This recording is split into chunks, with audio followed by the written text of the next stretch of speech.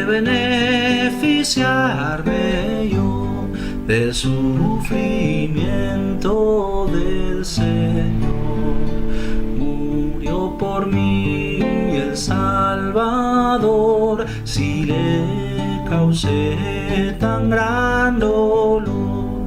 Señor mi Dios, me amaste así, hiciste tú morir por mí. Qué gran amor que veo en ti, moriste tú mi Dios por mí. Dejar la excelsa gloria allí y darte por el pecado, de todo despojarte aquí, excepto de tu inmenso amor. Qué gracia la que veo en ti, tan grande que me halló a mí. Qué gran amor que veo en ti, moriste tú mi Dios por mí. Encarcelado estaba yo por mucho tiempo, atado al mal. Tu faz la noche iluminó con luz divina y celestial, y al verte desatado fui y pude andar en pos de ti. Qué gran amor que veo en ti, moriste tú mi Dios por mí.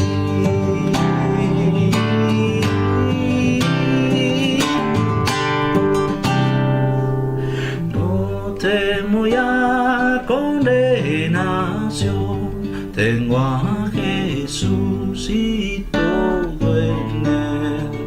De su justicia me vistió, mi vida y mi cabeza es él. Al trono así me acercaré, un premio ahí recibiré. Qué gran amor que veo en ti, moriste tú mi Dios por mí.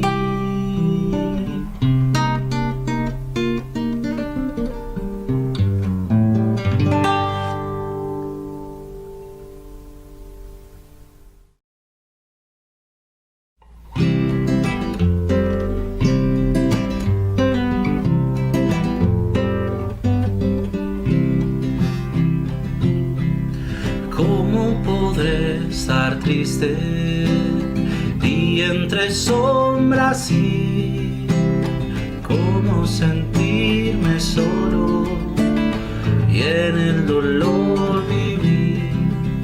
Si Cristo es mi consuelo, mi amigo siempre fiel, si aún las aves tienen seguro asilo en él, si aún las aves tienen seguro asilo en él. Feliz cantando alegre, yo vivo siempre aquí. Si él cuida de las aves, cuidará también de mí. Nunca te desalientes, oigo al Señor decir, confiando en su palabra, hago el temor huir. Con Cristo paso a paso, anhelo siempre andar, pues todas sus bondades me imparte sin cesar, pues todas sus bondades me imparte sin cesar. Feliz cantando alegre, yo vivo siempre aquí. Si Él cuida de las aves, cuidará también de mí. Siempre que soy tentado o que en la prueba estoy más cerca del camino y protegido, si en mí la fe desmaya, si caigo en la ansiedad, Él siempre me levanta, me da seguridad. Él siempre me levanta, me da seguridad. Feliz cantando alegre, yo vivo siempre aquí. Si Él cuida de las aves, cuidará también de mí. Feliz cantando alegre, yo vivo siempre aquí. Si Él cuida de las aves, cuidará también de mí.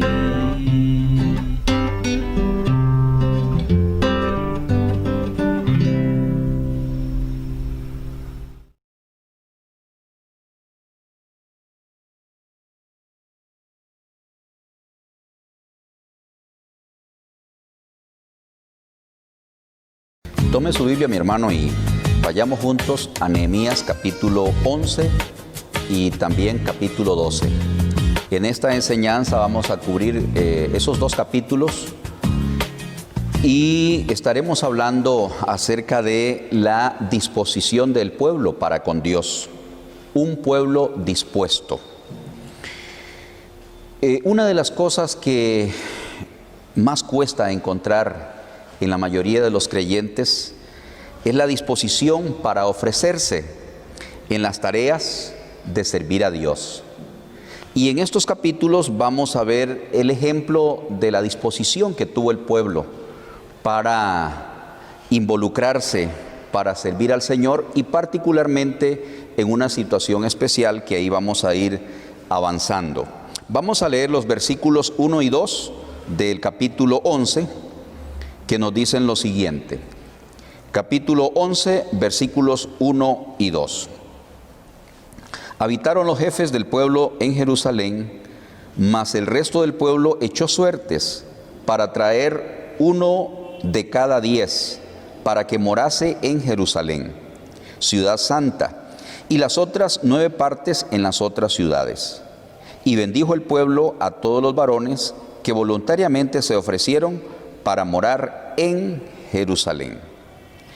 En primer lugar, el primer punto que quiero tomar en cuenta es el ofrecimiento de un grupo voluntario para vivir en Jerusalén.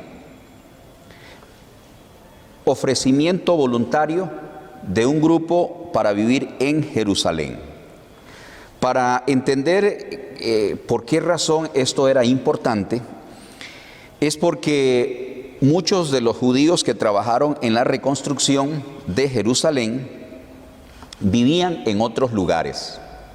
Y cuando ya la obra de reconstrucción terminó, entonces estas personas volvieron a sus hogares fuera de Jerusalén. Y esto entonces, ¿qué implicaba? Que en Jerusalén había poca gente viviendo. Había una gran ciudad que necesitaba personas que habitaran en ella. Por lo tanto, era necesario que personas se ofrecieran a vivir en Jerusalén. Ahora, usted tal vez pensaría, pero ya cualquiera hubiera deseado vivir en esta ciudad, muy posiblemente. Sin embargo, esto no era así, mis hermanos. ¿Por qué razón no era así? Bueno, porque era una ciudad que se venía levantando de las ruinas. Por más de 100 años, Jerusalén había estado deshabitada. Y entonces, pues, esto involucraba que apenas se venía levantando. No tenía muchas cosas que tenían las personas que vivían en otras ciudades ya establecidas. Además, tenía muchos enemigos que procuraban el mal de esta ciudad. En otras palabras, siempre las personas que habitaban ahí estaban en amenaza, en peligro. Similar precisamente en la actualidad, que generalmente es una ciudad que vive bajo amenaza de sus enemigos. Entonces, pensemos, ¿quién se animaría a mudarse a una ciudad que hacía más de 100 años estaba sin vida? Por más de 100 años, una ciudad que había estado en ruinas, apenas estaba iniciando. Y además, al tener muchos enemigos que querían el mal, entonces también uno puede preguntarse, ¿quién va a querer poner en riesgo a su familia al trasladarse a vivir a esta ciudad? Entonces, como podemos ver, no todos estaban deseosos de venirse a vivir a Jerusalén. Como nos dicen esos versículos, hubo algunos voluntarios que se ofrecieron para habitar en Jerusalén. Y otros, dice la palabra de Dios, que fueron escogidos por suerte. Se echó suerte para escoger a otros. Ahora, este asunto, como usted lo puede ver en algunos pasajes de la Biblia, podemos ver que antes que se cerrara el canon de las Escrituras, el echar suerte era una práctica, tanto del pueblo de Israel como inclusive en el Nuevo Testamento. Echar suerte para conocer la voluntad de Dios. Ahora, lo que había que tener en claro es que aunque se practicaba este tipo de echar suerte, no sabemos exactamente si piedra, papel, tijera, paro, nonis, o con unos daditos, el que sacara el mayor número, no sabemos exactamente. Sin embargo, algo que parece que sí está claro es el hecho de que el pueblo entendía que la suerte o en quién iba a ser escogido, por así decir, al fin y al cabo procedía de Dios. Y esto concuerda con lo que dice el libro de Proverbios. Vamos a ir allí dejando una marca para regresar ahora a Nehemías. En Proverbios capítulo 16 tenemos que claramente, aunque el hombre practicara la manera de echar suerte, al fin y al cabo pues era Dios quien iba a determinar la persona que se escogiera. En Proverbios 16, 33 dice la palabra, Proverbios 16, 33. La suerte se echa en el regazo, mas de Jehová es la decisión de ella. Una vez más, la suerte se echa en el regazo, mas de Jehová es la decisión de ella. Al fin y al cabo, pues aún echando suertes, era Dios quien determinaba a qué persona le iba a caer. Eso es lo que nos quiere decir aquí este pasaje. Entonces nos dice que hubo personas voluntarias que se ofrecieron para vivir en Jerusalén y otras fueron escogidas por suerte. Ahora, ¿cuál es el punto aquí en este primer lugar? Es el hecho de resaltar las personas que voluntariamente se ofrecieron. Esa disposición, ese riesgo, todo eso que tomaron, pues al fin y al cabo es lo importante de resaltar aquí. Ya que, hermanos, la disposición es lo que se necesita en la obra del Señor. La disposición de personas para servir a Dios es siempre el ingrediente necesario en la obra de Dios. Dispuestos a servir, no porque tienen que hacerlo, no porque tenemos que hacerlo, sino porque queremos hacerlo. Disposición a servir porque ama uno la obra del Señor y porque uno quiere agradarle a Él. Ese debe ser el motivo, como de este grupo que por voluntad escogieron trasladarse a vivir a Jerusalén. Dice, volviendo otra vez ahí a Nehemías 11, en el versículo 2, y bendijo el pueblo a todos los varones que voluntariamente se ofrecieron para morar en Jerusalén. Una bendición especial hay para cada persona que voluntariamente dispone de su tiempo, de sus talentos, de sus dones, de su vida, servir a Dios. Entonces, disposición voluntaria, resalto en este primer punto. En segundo lugar, vemos entonces la dedicación del muro. Esto era lo que iba a ocurrir. No olvide que el muro representaba para Jerusalén seguridad, representaba protección. Por lo tanto, era un motivo de gran regocijo el poder haberlo terminado. Y esto involucraba todo este asunto de la disposición, una dedicación al Señor. Definitivamente, servirle a Dios es un privilegio que debe producir en cada persona un acto de dedicación, de gratitud, de honra al Señor. Hubo 3 ingredientes importantes que nos muestran la dedicación al muro. Y esa dedicación lo encontramos allí en el versículo 27. Vamos a avanzar allí a Nehemías 12:27. Dice Nehemías 12:27. Para la dedicación del muro de Jerusalén, buscaron a los levitas de todos los lugares para traerlos a Jerusalén, para hacer la dedicación y la fiesta, con alabanzas y con cánticos, con címbalos, salterios y cítaras. Ahora, este asunto de la dedicación tenía 3 ingredientes característicos: alegría, limpieza y gozo. Alegría, limpieza y gozo. Ese versículo 27 que acabamos de leer, versículo 27, habla de la alegría de esa dedicación del muro. La dedicación de la obra era algo de mucho gozo, de mucho regocijo, de mucha alegría. Por lo tanto, debía celebrarse con alabanzas y cánticos de gozo. Otra vez, siempre esto es para nosotros, mis hermanos, la manera como debemos de servirle a Dios. Ya lo mencionamos en el punto anterior, la importancia de hacerlo voluntariamente. Y ahora aquí enfatizo el punto de hacerlo con alegría. Con alegría. Hubo mucha alegría en esta celebración. Dice la palabra en el Salmo 100, busque por favor allí el Salmo 100, el hecho de servir a Dios con alegría. Salmo 100, versículo 2, dice así: servid a Jehová con alegría, venid ante su presencia con regocijo. Podemos ver entonces que ese ingrediente que tenía la dedicación era algo necesario, la alegría, el gozo de que estaban haciéndolo para el Señor.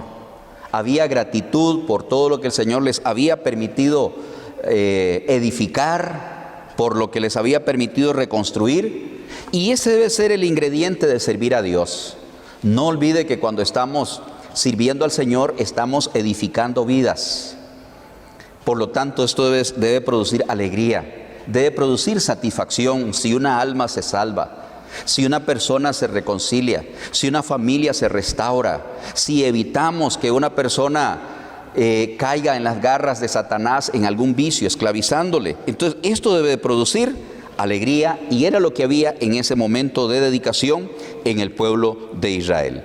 Otra cosa más que resalto en esa dedicación del muro era el hecho de que hubo una limpieza. Versículo 30 de Nehemías 12, volviendo otra vez, Nehemías 12, versículo 30 dice así: y se purificaron los sacerdotes y los levitas, y purificaron al pueblo y las puertas y el muro. Una purificación, una limpieza, tanto en los que estaban adorando al Señor, en los que estaban sirviendo al Señor, como aún en los mismos objetos Nos dice ese versículo 30. Todos los participantes de esta celebración debían de tener vidas limpias, separadas para Dios. Esto también muestra cómo debe ser nuestra dedicación al Señor. Nuestro servicio debe ser con vidas limpias. Vea cómo el apóstol Pablo en 2 Timoteo, capítulo 2, versículo 21, dice que este es el ingrediente necesario para que Dios pueda usar nuestra vida, que haya limpieza. 2 de Timoteo, capítulo 2, versículo 21, dice así: así que si alguno se limpia de estas cosas, será instrumento para honra, santificado, útil al Señor y dispuesto para toda buena obra. ¿De qué dice ahí, de qué cosas se limpia? Bueno, en los versículos anteriores viene hablando de diferentes pecados, como por ejemplo, profanas y vanas palabrerías. Viene hablando de diferentes conductas pecaminosas que se necesita entonces apartarse, limpiarse de esas cosas para que Dios pueda usarnos como instrumentos santificados, útiles al Señor y dispuestos para toda buena obra. Tome en cuenta una cosa, que es Cristo y su preciosa sangre la que nos limpia del pecado. Pero nosotros día a día nos limpiamos, nos purificamos a través de la obediencia a su palabra. Cuando usted y yo estamos o escogemos obedecer su palabra, voluntariamente estamos apartándonos, dedicándonos para Dios como instrumentos santificados. Entonces, estas personas que vinieron para servir al Señor, para honrar a Dios, para disponerse al Señor, lo hicieron voluntariamente, ofreciéndose. Lo hicieron además en una forma de dedicación a Dios, con alegría, con limpieza de vida. Y un ingrediente más, con gozo. Volvamos otra vez a Nehemías 11. Nehemías 11. Todo esto debe de tener la disposición para servir a Dios. Nehemías 12. Ahora el versículo 43.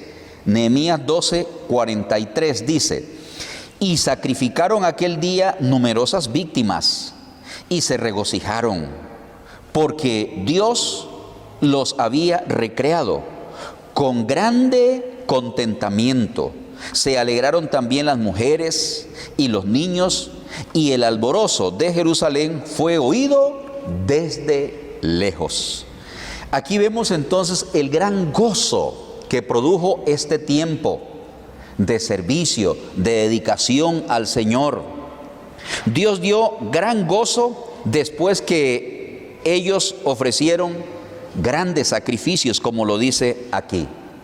Dedicarse en las tareas de Dios, sí es cierto, hermanos, trae algún sacrificio, trae algún esfuerzo de parte nuestra. Esto es un hecho. Por eso es que tal vez muchas personas no se ofrecen para Dios, porque no quieren en nada sacrificarse o esforzarse para Dios. Muchas veces nos esforzamos para las cosas materiales y terrenales, y esto uno lo puede observar cada día. Muchas personas van desde tempranas horas a laborar a su lugar de trabajo. Al salir no van para la casa, sino que salen por varias horas a las universidades a estudiar. Llegan a la casa a hacer trabajos, a hacer tareas.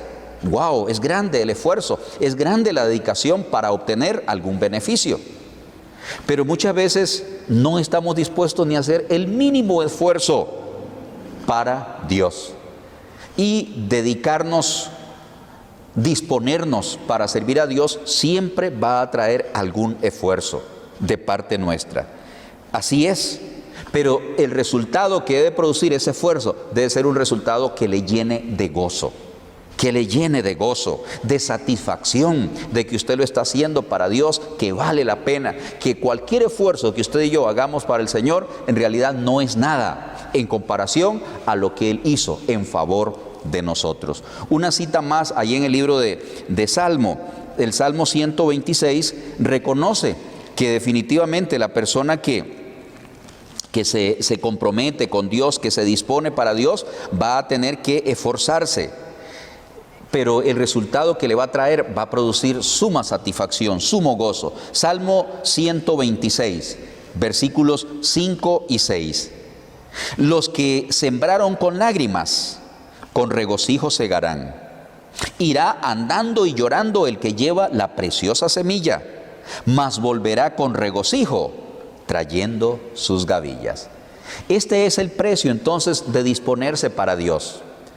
Literalmente para algunos puede haber lágrimas, e inclusive a muchas personas les ha costado la vida. Uno lo puede ver a través de la palabra de Dios. Siervos de Dios en el Antiguo Testamento como en el Nuevo Testamento, por la causa del Señor, inclusive perdieron sus vidas. Tenemos biografías de misioneros que dejaron su país, dejaron su familia, dejaron un montón de comodidades para llevar el Evangelio a otros países, a otros lugares. Inclusive muchos de ellos hasta perdieron sus vidas. Fueron sembrando con lágrimas, pero con regocijo segarán. No solamente delante de la presencia del Señor, sino también el regocijo y el gozo que trae cuando uno ve vidas transformadas, vidas cambiadas, personas que se rinden al Señor, personas que aceptan a Cristo y se convierten de sus malos caminos. Entonces, dedicarse a las tareas de Dios trae algún esfuerzo, algún sacrificio de parte nuestra, pero es mayor el gozo que produce hacer la obra del Señor. El apóstol Pablo en el libro de Romanos decía: tengo por cierto que las aflicciones del tiempo presente no son comparables con la gloria venidera que ha de manifestarse a los que aman al Señor, se dedican y le honran. Por lo tanto, mis hermanos, el gozo del pueblo fue un testimonio que lo oyeron de lejos, dice. Eso fue lo que leímos ahí en el último versículo del capítulo 12. Notémoslo otra vez, el versículo 43.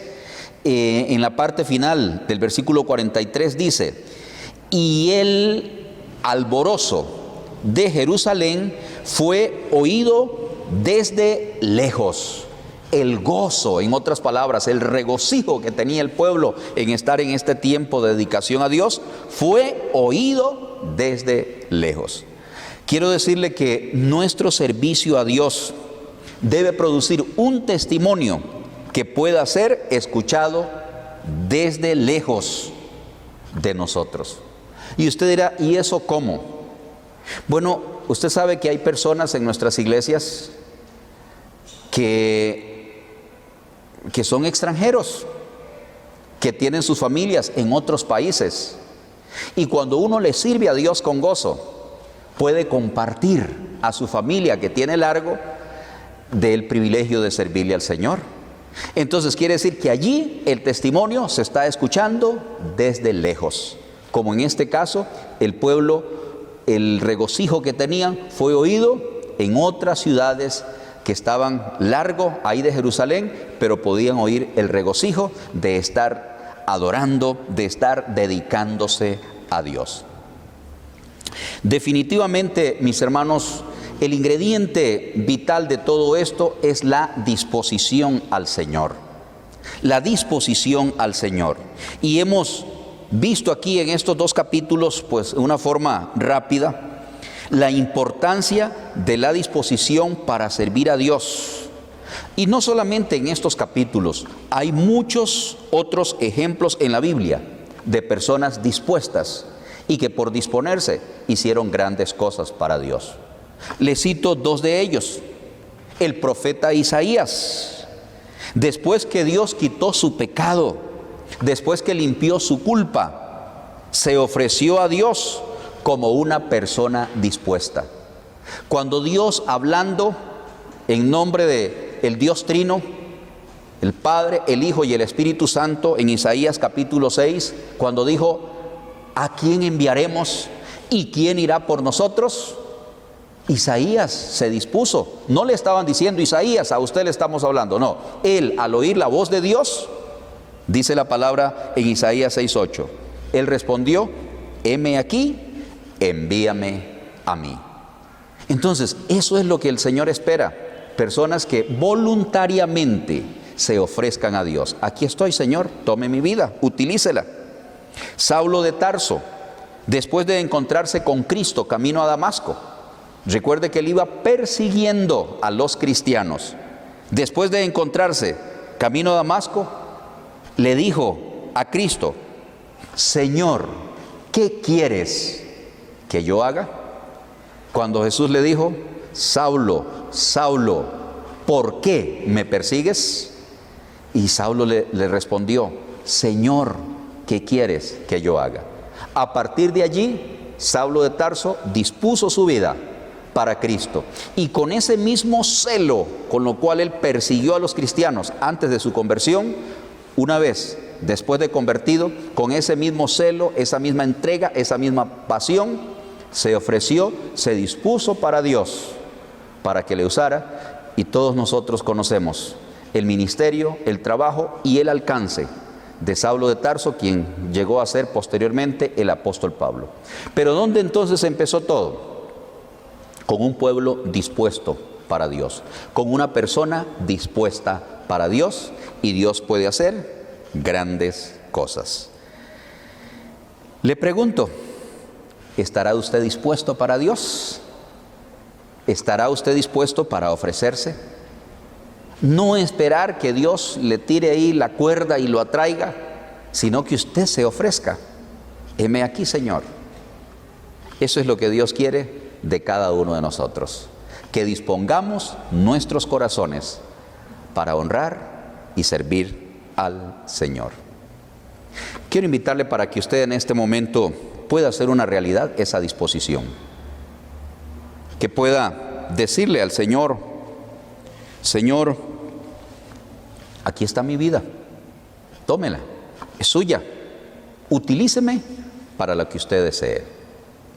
Toda esta obra de reconstrucción se hizo con un siervo que se dispuso, como en el caso de Nehemías, que motivó a un pueblo que estaba en ruinas, que estaba en afrenta, pero que hicieron grandes cosas para Dios. Reedificaron una ciudad, reedificaron un templo, reedificaron unos muros, porque hubo disposición. Eso es lo que necesitamos, disponernos para que Dios pueda utilizarnos como lo hizo con Nehemías y el pueblo, y Él pueda reedificar vidas, personas, para la gloria y honra de Dios. Dígale usted allí, en este momento, al Señor: Padre Santo, aquí estoy ofreciéndole mi vida, disponiéndola para usted, para que usted me use en lo que tenga a bien. Padre, límpieme del pecado. Quiero ser ese instrumento que me use, santificado, útil al Señor y dispuesto para toda buena obra. También, Dios, oro para que nos des visión, nos ayudes a enfocarnos correctamente en lo que usted quiere que enfoquemos nuestra mirada, en honrarte, en glorificarte y en hacer tu obra mientras estamos aquí en esta tierra, en este mundo, enfrentando diferentes situaciones, adversidades, problemas, pero con Cristo, Señor, todo lo podemos, que nos fortalece. Tome la voluntad y la disposición de cada persona que allí en su corazón están dirigiéndolo hacia usted. Ayúdenos, por favor, a cumplir nuestra misión, a cumplir la tarea que usted nos ha encomendado mientras estamos en este mundo. Sí, Señor, te lo pido en el nombre de Jesús.